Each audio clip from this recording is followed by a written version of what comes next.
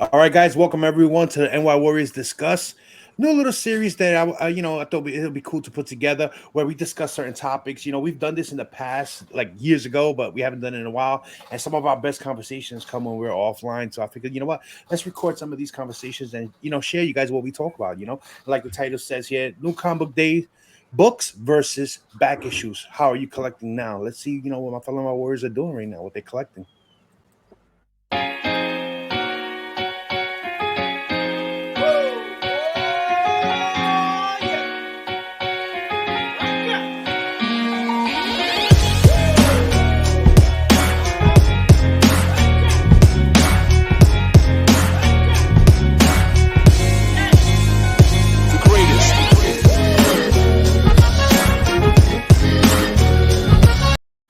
Yo, Josh, you're not the greatest, bro. I am The greatest. All right, guys. Yo, thank you for joining us, guys. I'm gonna go down the line and let you know. All my guys here, they all have their own channels. They all do their own things. I'm gonna go down the line. They can let you know what they're gonna do and where you can find them at. Joker, what's up with you? Man, we just dropped East Meets West Live podcast show on Sunday, man. And if you miss it, come to my channel, check it out. And we always do Friday FOC for CSI, so check that out too on my channel. All right, link is in the description, guys. Josh, let the people know where they can find you. Yeah, on East Meets West with Joker, and on mine and my brother Nick's channel, Josh Grav Comics on YouTube. Last thing I did was a small CGC walkthrough tier unboxing, but we have a couple big unboxings upcoming, probably within the next couple days to a couple weeks. All right, guys, and Josh's channel is already in the description below, and of course, my man Erod 212. Erod, let the people know what you've been doing. What's up? Well, it just dropped a video today, so if you haven't gotten a chance to take a look at that, check it out. See what key book I missed, man. And we were talking about it off air. It burns me, but it's part of the game. There'll be another video Friday, and then a lot of New York Comic Con content. I'll be there for 3 days. So. Yeah, definitely. So he's gonna put out the. Let's take a look. You already know the deal. And my man Erod is about to hit 4,000 subs. He's almost there. Only for 500 away from 4,000. Major accomplishment, you know what I mean? Overdue, because Erod's been doing this as long as we have, so long overdue. If you're not watching it, if you're not subbed to him, guys, check it out. Master Pressure, his link is in the description. And Eli, let them know what you've been up to, man. Man, I've just been, I've been hanging around Instagram lately, so make sure you catch me on my Instagram, Easy the Game Hunter on Instagram.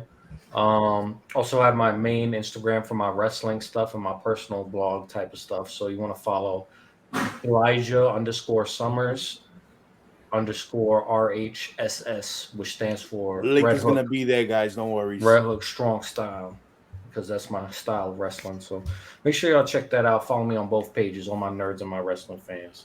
So that's pretty much it, man. You can follow my YouTube channel. Link also in down below. So check that out. I got some videos on there, some good information for people that haven't, on collecting, obscure stuff. So make sure you check out some of those videos. All right, cool, guys. So like the title says, guys, new comic book day comics versus back issues. And I've noticed like a trend with all of us here. We've been in this game for a while. I know Josh just says he's new to the game, but he knows his stuff more than most people. You know what I'm saying? But me guys like me, Erod, Eli, Joker, we've been collecting for a long time, and we just we've had those pool lists that are freaking $80-$90 a week. Yeah. And I know about you guys, but that shit adds up. $90 a week times 4, do the math right there.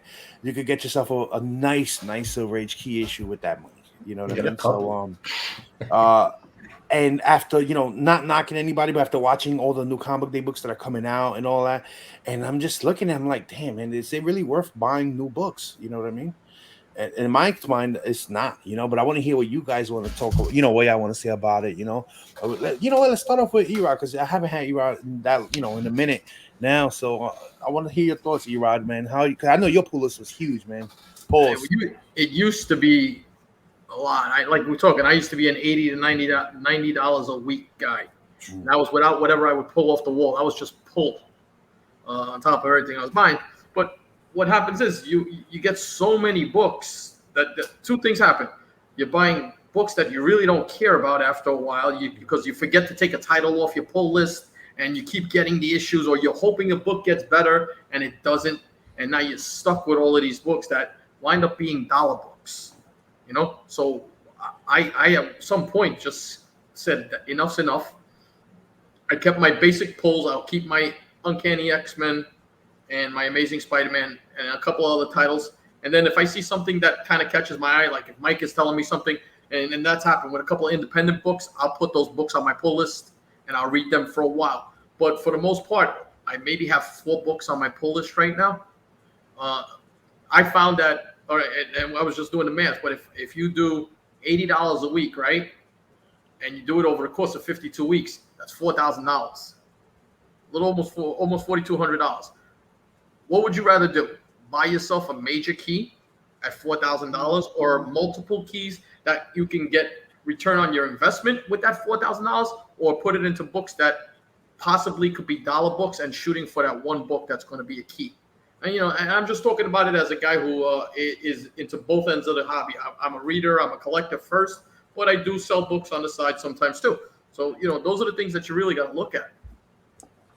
You know, one thing before we move along to someone else that you pointed out is, you know, you would not want to read a book anymore, and you'd forget to cancel it, and it'd be in your pull bag.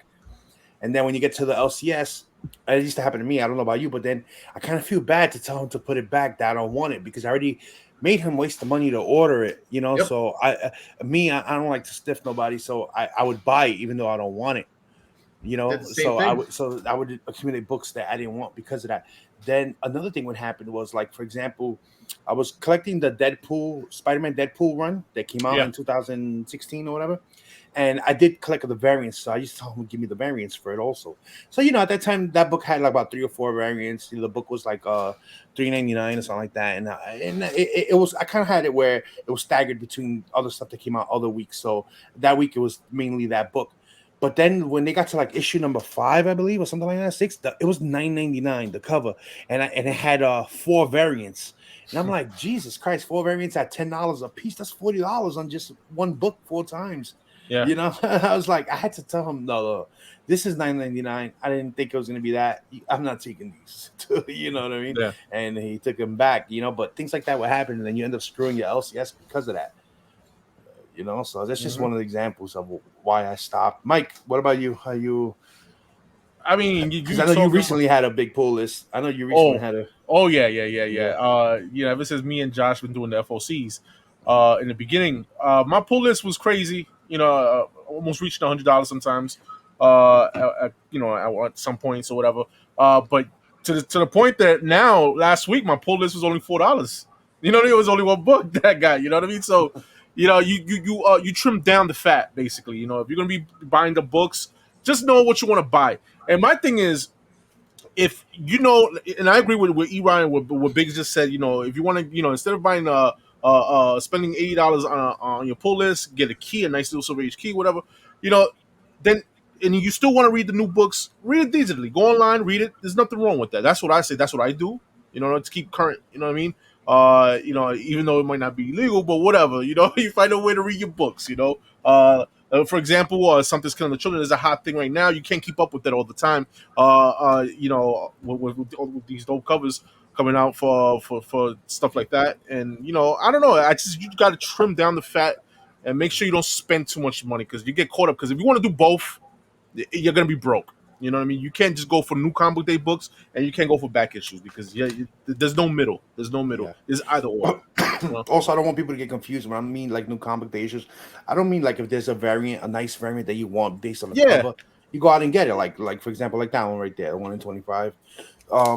You go and get it. You get it because you already know that that's going to be either a cover that you want to grade it, you want to display it, or something that you buy and you could probably flip it so you could buy something else that you want. Yeah, for example, like Detective 1000, whatever. It was like a $10 book or whatever, right? You know, and I collect Batman, so I'm gonna pick it out. And before, I used to get like maybe 3 covers or whatever. That'd be $30 just for one book. You know what I mean? $30. And now it's just different way. You know what? I picked the one if I want to now. Now sometimes I might just skip it and just be like, you know what? I get it later on. You know what I mean?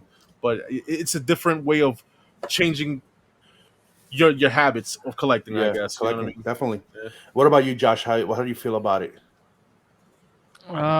Yeah, my pull list used to be pretty big. I mean, on top of just having a normal big pull list, I'd be picking up, the retailer incentives for just about every book I read.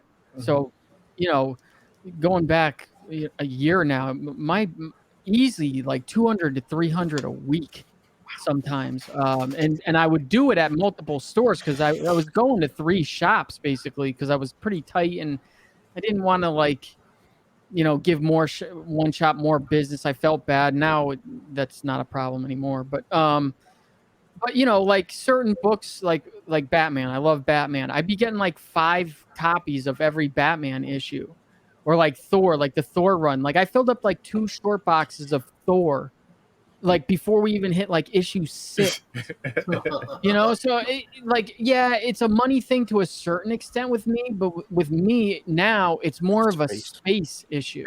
Yes. And I just don't want to do that. I mean, fortunately, I've never been one of those guys that picks up books that I don't read or don't have the intention of reading. I read 95% of the books on my pull list every week, but I've cut way back on how many copies I get. I don't get that many variants anymore. I will always get the main cover. It's rare that I would ever get a variant cover and not get the main, because I think if the book ever becomes of any value, it'll always, or 9 times out of 10 it'll fall back to the main cover first. But yeah, I don't get that many. My new pull, or my pull list on New Comic Book Day is probably like $50 a week now, which I'd still like to get down, because the other thing is like once I start a series, I feel like I have to continue it. Right, read it to the end, right? To the end. Yeah. See it to the end, yeah. At least until that story arc finishes. Yeah. Yeah. No, I'm talking about see it till the end. Like, and now I'm at the point where, like, if this isn't keeping my interest anymore, I'm going to shut it down. I'm maybe not on the titles that I absolutely love, but like I love Turtles, for example. Yeah. I finally shut that down, even though I love it so much. It's like, this just hasn't been good. So that was, one of the ones that I shut down. I did it with Spider-Man, but it's that fear, it's the fear of missing out. Yes. When you, and just my opinion, but it's all about when you're a new collector, right? The way it is, it's like a little kid or anything like that. You start out with something, you want it all. You want to grab it all, and you're so excited, and the hobby is fantastic, and all of this stuff, and you're all over the place. Once you realize I got 60 short boxes of comics that I don't want, what do I do now? You start having to dwindle down, or you streamline yourself a little better. Yeah, that's true. We've all been there. Yeah. Why do you think there's so many auctions?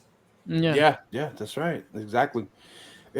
And when you realize too, like the bigger books, like not many people have money to buy the bigger books, and a lot of that's a lot of times due towards spending a lot of money on New Comic Day books. You know what I mean? So I'm gonna give you an example. So I was heavy on Star Wars recently. You guys know I picked up, I was picking up Bounty Hunters, War of the Bounty Hunters. I was picking up Darth Vader, High Republic Adventures, and High Republic. I was picking up all those titles, and those titles, this Star Wars title every week, and I was picking up like multiple copies of these books, like especially with the Sprouse 40th anniversary variants. I killed it on that, but I stopped doing that. You know what I'm saying? And in like I would say 2.5 weeks, if I calculate the money I've spent on that, it was almost $200 in 3 weeks. So in 3 weeks, it's me stopping buying those. I bought this for $200. Right, there you go. And for those of you that are listening, not watching, this is Batman 234. This is the first appearance of Two-Face since the Golden Age, done by Neil Adams. So me stopping buying, Star Wars books in 3 weeks, I spent the money on this. So what I rather have, New Comic Day Star Wars books. I love the stories, so I read them digitally, the ones that I was following, and then the money I put into this hard copy. And that's a good way of getting books. I bought a lot of, all of us done, Erod too, back in the day. We bought mad key issues like that. Yo, I got caught up doing Venom, the Venom run with and Thor. I recently cut Thor because Thor, I'm like, dude, I have no interest in Thor whatsoever. You know what I mean? Still coming out. Exactly. So I had to recently cut it off. Immortal Hulk also caught a lot of people like that too. Yeah. Everybody Right, caught and it. Motor Hawk, But everybody now, was buying. Was Yeah, I now, cut now, it off, Kate, now too. Cates is going there, isn't he? Mm-hmm. See, that'll be a book I probably read. Yeah. What about you, Eli? We haven't heard from you now. What are your thoughts between buying new comic day books or just buying back issues? Where are you at now? Me, I'm at the point now where, like, I was buying tons of new books. Like, anytime, like, a new indie book, because I love the indies. Like, I always support indie creators. I love the indie books. I love new ideas coming out. So I always pick up the indies. Just picking up mad indies, especially, like, when the Walking Dead hype was out. Like, I was reading every new series from Image that was dropping. Beef and Thieves, freaking, you know, Tree, just all these Image books that were coming out at the time. And where are all those books now? You know, Southern Bastards, like where are those books now? You know, they didn't really wind up they were great stories, don't get me wrong, but there came a point where it was just like, I gotta cut this stuff down. Now my pull list is a little bit more just tied to my interests. Like Venom has always been a book I picked up. Whenever a Venom book came out, I always picked it up. They just restarted it. Yeah, they're restarting Venom. So, you know, I stick with Venom because that's one of my favorite characters. It's the first, you know, one of the first comics I read as a kid with Venom Lethal Protector #1. You know, so that was like my childhood book. So Venom ties close to me to my childhood. Same thing with Spawn, because that was another book, you know, so I read Spawn, I read Venom. But then there's all these other little indie things, you know, and the Pulp Heroes. I love the Pulp Heroes. So they're doing a new series right now that's giant size, like it's like 100-page specials they do with the Pulp Heroes now, and it's like $8 a book. And freaking, you know, I'm picking that up. And G.I. Joe, of course, because, you know, I grew up with my dad and his G.I. Joes and watching the G.I. Joe cartoon with him and everything. So I really cut my stuff down to just what ties to my interest, because if I go out picking up every modern key willy-nilly in some of these first appearances, I'll be honest with you guys, when I started back up again in like 2011, 2012 collecting, the first appearances that are happening now, to me, they're not hitting as hard as those characters that came out back then. Because like when Miles dropped, I was on it. When Kamala Khan dropped, I picked that up. Riri, I picked that up. They felt like characters that were going to be something, you know, but they kind of, you know, they rushed it and everything. And this is me from a speculator standpoint, not so much like the reading, because, you know, I, like everybody else here, I read my stuff too, and that's why I like these characters at first. But now, as you see, I'm trying to get rid of a lot of my, you know, my current characters, mainly just because I don't have any type of like a love for these characters, you know. So like I'm getting rid of my rereaders. I'm getting rid of them. I had like 3 copies of the first Kamala Khan. I got rid of all those.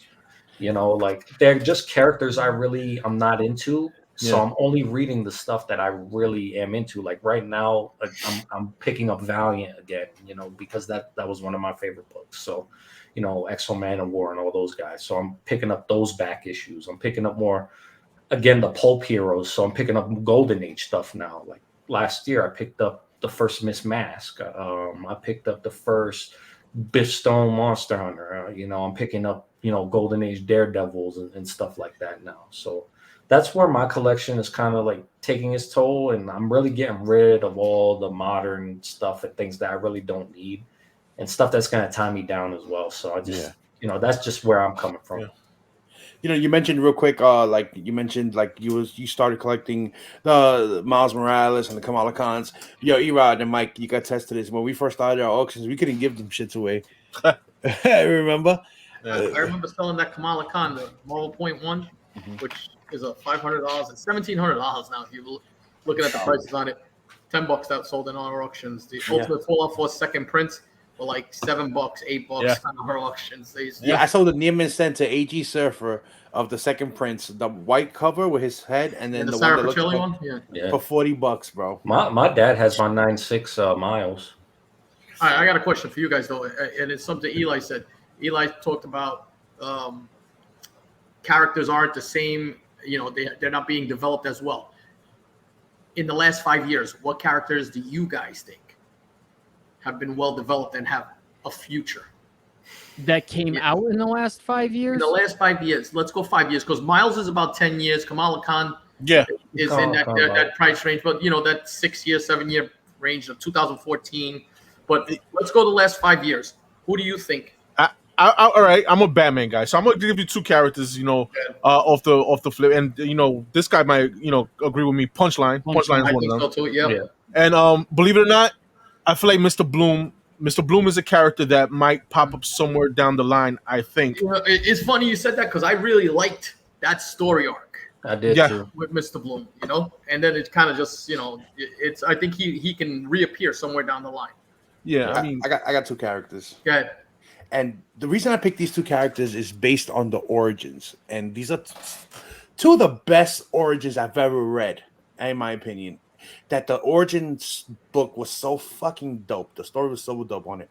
The first one is Cosmic Ghost Rider. Yeah. Cosmic Ghost Rider's origin was amazing. It was such an enjoyable book. Yeah.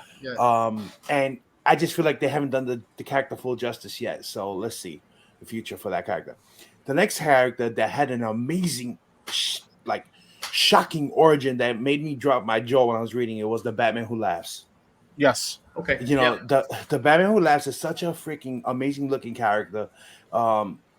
He was created very well by Capullo and Snyder, and his origin story. If you have not read his origin book, the one shot that they did, oh my god, that was such a good. That was great. That's why I'm holding on to that. It was so messed up what he did. You know what I mean? Like it was just crazy, man. Those two origins right there, I was like, oh my god, these are the two of the best origins I've ever read. Definitely. How about you, Those Josh? are two characters that she go. Well, Punchline was the one that came to the forefront of my mind. Even though, I think she came out the gate pretty strong. They've kind of fallen back a little bit on her, which I kind of like in a way because they didn't. While it probably seemed like they maybe overdid her a little bit, I don't think they really did. She's not really doing much right now, but people were cosplaying as her immediately, when she came out. If you look at it, she's been the next best thing for DC and everything since Harley. Yeah. As far as female characters. Yeah. It's a brand new, fresh female character. Basically the Joker gets rid of Harley and has the new boo. I like that. But you know what? Also on the comments when you guys are watching this video, let us know what you guys are thinking. Yeah, that's right. We'd like to know that. I tell you what, the one that I did like a lot, and this is just my opinion, but I liked Joaquin Torres and the way they made him the new Falcon. Yeah, because it's a fresh take on everything. It's a mutation. That was really good. And what's her name? Was it Emily Slaughter? From Something Is Killing the Children? Yes. That to me is fantastic. Oh, Erica Slaughter. Erica Slaughter. I'm sorry. Yeah. Erica Slaughter. Yeah. Erica Slaughter is a great character. Yeah. Yeah. I think that book has legs, to last a long time. I think so too. Yeah, it can, but it could have also Walking Dead syndrome. If But it's a little different now. I mean, that first story arc, the first 16 books, really kicked ass. Let's see what happens the next 16 books, and that'll be the telltale sign. It's got to be written well. I feel like it's different too because with Walking Dead, that's like a big cast of characters, So it's while yes, Something Is Killing the Children is more than just Erica Slaughter. It's really not though. That's the main person, and it's a female character. People get hooked on female characters. I agree. I think that's got legs in several different forms, or several different iterations, several different forms: comics, video games, TV, movies. You know what I started doing maybe 3 years ago. Just curiosity gets to me sometimes. When we're at shows or I'm at a shop or anything like that, if I see younger kids, I'll ask them what they're reading. Yeah. If I see women and girls or whatever, I'll ask them what they're reading because we know what the guys are going to read. We're going to be reading the superheroes and blah, blah, blah, blah, blah. But I like to know what different people are reading. And it's pretty interesting. Like we had a young lady at our booth. I think Big G was with me there. And she was there with her dad. And we were talking about reading. And she was reading Star Wars. Dr. Aphra. All into Dr. Aphra and all of that stuff. another good character. It's just a fresh perspective, you know. Yeah, my daughter reads. She doesn't read any comics, but she does read Ninja Turtles. She loves The Last Ronin. Like, do you know how Last many one was people good, I've yeah. seen walking around with the Erica Slaughter COVID Yes. masks on? Mask, Yeah. Yeah, I love have a little kid next door, and he was reading Secret Wars, Oh wow. The original. the original Secret Wars, Oh, and wow. he was like 10. But this kid is a complete comic book junkie. I mean, he's the future, you know. Yeah. Nice. That's cool, man. So, guys, I hope you guys enjoyed this discussion. We're gonna bring you more of these videos like this. You know, this is what we talk about in the backstage always. You know what I mean? We be having these lengthy conversations, and you know what? We're gonna bring them to you. And remember, everybody here, their channel is in the description, guys. So make sure y'all follow them on IG, so that way y'all can always be in tune with what's going on. And that's it, guys. Until next time, peace.